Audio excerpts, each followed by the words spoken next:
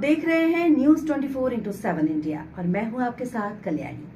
आइए नजर डालते हैं आज की प्रमुख खबरों की ओर।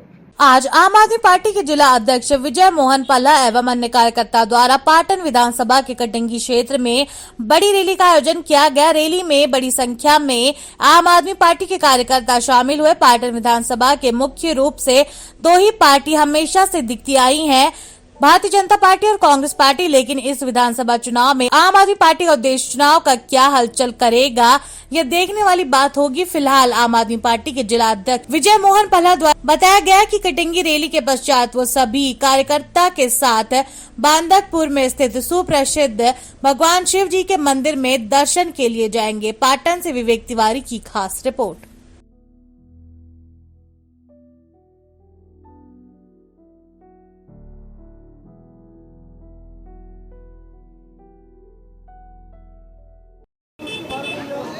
जी बताएं, आज यात्रा का मकसद क्या रहा है आपका? देखिए, जैसा कि सर्वव्यापी आप सभी को विदित है कि पिछले इतने वर्षों से लगातार जो सत्ताधारी दल हैं उनके तमाम आश्वासनों के बाद भी जनता जो मूलभूत सुविधाएं जो हैं उनसे वंचित है। आज बच्चों का भविष्य, ना शिक्षा का स्तर अच्छा है, ना रोज़गार मिल पा रहा है। चिकित्सालयों में आप हालत देखेंगे तो 8-8 वर्ष की बच्चियाँ खुद बोतलें लेके चढ़वा रही हैं। ऐसी तमाम समस्याएं जो हमारी क्षेत्रीय समस्याएं हैं, उन सभी से जो परेशान लोग थे और परिवर्तन चाह रहे थे, माननीय अरविंद केजरीवाल जी की विचारधारा से प्रेरित होकर हमारे सभी साथियों ने एकत्र होकर हम सभी ने निर्णय लिया कि हम सभी इन दलों का बहिष्कार करते हुए आम आदमी पार्टी के साथ कंधे से कंधा मिलाकर चलेंगे और आम आदमी पार्टी और माननीय अरविंद केजरीवाल जी के नेतृत्व में आने वाला 2023 का जो विधानसभा चुनाव है उसको लड़ेंगे भी, जीतेंगे भी और परिवर्तन भी लाएंगे। शिक्षा, स्वास्थ्य और रोजगार का जो स्तर है उसको हम एक ऐसे स्थान पर ले जाना चाहते हैं जहां बच्चों के स्वर्णिम भविष्य का निर्माण हो सके, एक नए प्लेटफॉर्म हम आने वाली पीढ़ी को दे सकें, हमारे बुजुर्गों को सहूलियत मिल सके, महिलाओं को सुरक्षा मिल सके, रोजगार के लिए जो वंचित लोग बैठे हैं उनको रोजगार उपलब्ध हो सके, सहज समस्याएं हमारी रोड है, बिजली है, पानी है, इनका हम हल निकाल सकें, जो एक जनप्रतिनिधि का कर्तव्य होता है। मगर क्षेत्रीय जनप्रतिनिधि चुनाव जीतने के बाद में इन मूलभूत समस्याओं को भूल जाते हैं और जनता की तरफ बिल्कुल भी नहीं देखते। इन उद्देश्यों की पूर्ति के लिए एक संकल्प लेकर हम सभी निकले हैं कि 2023 का जो विधानसभा चुनाव हो उसमें हमें लड़ना भी है और जीतना भी है, क्योंकि कल से हम इसका एक औपचारिक आगाज़ करने जा रहे हैं।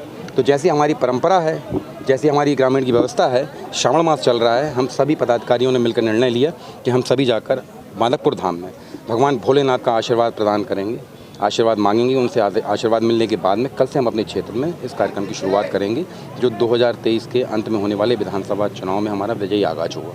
लोगों के बीच किन बातों को लेकर आप जाएंगे अपनी इस यात्रा में? देखिए, आम आदमी पार्टी आम लोगों की पार्टी है और हमारी जो पार्टी है वो आम समस्याओं पर ही आधारित है। जो एक आम व्यक्ति होता है, कभी कोई आम व्यक्ति आपसे शीश महल नहीं मांगता, बड़ी गाड़ियाँ नहीं मांगता है, लग्जरी व्यवस्थाएं नहीं मांगता है। उसकी एक ही व्यवस्था होती है कि हम क्षेत्रीय लोग हैं, अगर हम अपने रोज़गार के लिए 10 किलोमीटर जा रहे हैं तो कम से कम आवागमन के लिए रोड हमारी इतनी ठीक हो कि हम सहज रूप से जा सकें वहाँ पे। आज अगर हमारे बच्चे मजदूरी करके 200 रुपये की मजदूरी करके हम अपने बच्चों को पढ़ा रहे हैं, शासकीय स्कूलों की स्थिति ऐसी नहीं है कि वहाँ पढ़ाया जा सके, और जो प्राइवेट स्कूल हैं उनमें फ़ीस इतनी अधिक है कि वहाँ हम शिक्षा नहीं दे पा रहे हैं। निष्कर्ष निकल रहा है कि मजदूर का बेटा अगली पीढ़ी में मजदूरी कर रहा है। नहीं, ये गलत है। हम लोग चाहते हैं एक मजदूर का बेटा IAS बने, IPS बने। माननीय अरविंद केजरीवाल जी की पार्टी में जो हमारे मध्य प्रदेश के सह प्रभारी प्रवीण देशमुख जी, मुझे फ़ख्र होता है ऐसे व्यक्ति को अपना नेता कहने में, जो एक विधायक है 3री बार का और जिनके पिता आज भी भोपाल में पंचर की दुकान लगाते। एक पंचर वाले ने अपने लड़के को उस स्तर तक पहुंचाया, JNU तक भेजा, जहां से माननीय अरविंद केजरीवाल जी ने उसको परख कर और चुनाव मैदान में उतारा। आज वो 3री बार के विधायक और जनसेवा के लिए 24 घंटे तत्पर रहते हैं। हम चाहते हैं हमारे क्षेत्र से ऐसे युवा आगे आएँ, जनसेवा के माध्यम बढ़ें, जन समस्याओं को सुलझाने के लिए एक माला जो हमने बनाई है उसके मोती के रूप में समाहित होकर और हम सभी संकल्प को आगे ले जाएं और सफलता पाएं। भाजपा विधायक लगातार इलाके के विकास की बात कहती हैं, क्या लगता है आपको कि न्याय किया है उन्होंने इस विधानसभा? देखिए, मुझे ऐसा लगता है भारतीय जनता पार्टी की जो सरकार है उसको उसकी गिनतियां समझाना या बताना मतलब सूरज को दिया दिखाना है। जिस तरीके से आप देख रहे हैं कि लोकतंत्र द्वारा स्थापित व्यवस्थाएँ, उन व्यवस्थाओं को तक छिन्न भिन्न करने का काम अगर किसी ने किया है तो वो है भारतीय जनता पार्टी।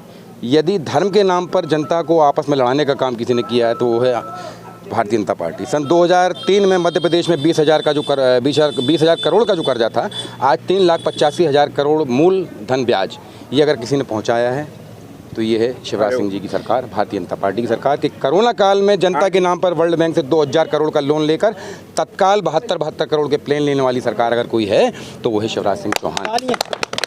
1000 रुपये का लॉलीपॉप माताओं बहनों के नाम पे देकर वोटों को आकर्षित करने के लिए ये एक प्रोपेगेंडा रचा गया था और उसी हफ्ते में महंगाई को इतना बढ़ा दिया कि वो आपका दिया गया 1000 एक हफ्ते के लिए नहीं पूजा और माताएं बहनें आज फिर खाली हाथ बैठी हुई हैं। महंगाई इस रिकॉर्ड स्तर तक पहुंच चुकी है। टमाटर खा नहीं पा रहा एक सहज आदमी, ग्रामीण का आदमी जो अपने घर में साग सब्जियाँ लगाता था, आज वो भी इतनी मोहताजी पे है कि टमाटर 200-250 रुपये किलो बिका, टमाटर खाने से वंचित रह गया। ऐसी तमाम समस्याएँ हैं जिनको लेकर हम सभी लोग मैदान में उतरे हैं। भारतीय जनता पार्टी सिर्फ चीता और फीता की सरकार है। जैसा मैंने पूर्व में भी कहा कि 150 करोड़ रुपए खर्चा कर चीता लाएंगे, हज़ारों करोड़ खर्च कर उनकी व्यवस्थाएं करेंगे, चीते मर जाएंगे, पैसा पानी में गया। उसके बाद 4 साल घर में बैठेंगे, लग्जरी व्यवस्थाएं देखेंगे, घूमेंगे, 5वीं साल में आकर फीते काटने लगेंगे, उद्घाटन करने लगेंगे। तो चीता और फीता की सरकार हो गई, सिर्फ वो फीते कटते हैं, काम नहीं होता। ये क्षेत्रीय समस्याएँ हैं, आप जन जन से इस संबंध में जानकारी ले सकते हैं, क्षेत्र में भ्रमण कर सकते हैं, सर्वे करवा सकते हैं। आम जन बहुत अधिक परेशान है।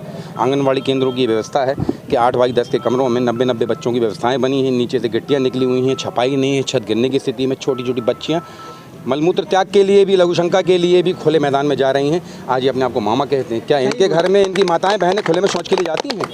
तो फिर जिनको आपने यहाँ पर माताएं बहनें अपनी बनाया है, जिनके आप मामा होने का दावा करते हैं, क्यों वो इतना मजबूर हैं कि आज आपके राज में उनको खुले में शौच प्रक्रिया के लिए जाना पड़ता है? ये भारतीय जनता पार्टी का शासन है और ये ऐसा नहीं कि उनको अवसर नहीं मिला है। लगातार 3 कार्यकाल पूर्ण करने के बाद में 4थे कार्यकाल में भी आप काम कर रहे हैं, लेकिन आपने अभी तक इस दृष्टि से कोई ऐसा काम नहीं किया कि आम जन को हमारी सहूलियत हो, हमारे बच्चों को रोजगार मिले, उनको अच्छी शिक्षा मिले, हमारे बुजुर्गवार इस चिंता में न रहें कि यदि अचानक मुझे कुछ हो जाए तो पता नहीं 1 घंटे के सफ़र के बाद में मुझे जबलपुर तक पहुँचाने के लिए व्यवस्था मिलती नहीं मिलती। वो बोले कि हाँ, मेरे अपने गांव में ऐसी क्लिनिक है, मेरा प्राथमिक उपचार हो सकता है।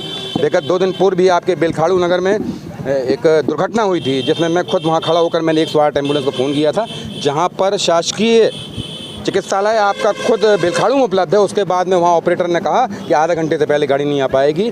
परिवार के लोगों की मदद से हम सभी ने उसको चिकित्सालय पहुँचाया, तब उनकी जान बची, जहाँ की नगर में ही उनका चिकित्सालय था। और 12 बजे तक डिलीवरी वाली महिलाओं को उनके घर छोड़ने के बाद में ये सारे जितने भी 108 एम्बुलेंस सेवा वाले ठेकेदार हैं, प्राइवेट ठेकेदार, ये फर्जी ID और फर्जी पर्चियाँ लेकर निजी कार्यों से अपने घूमने निकल जाते हैं।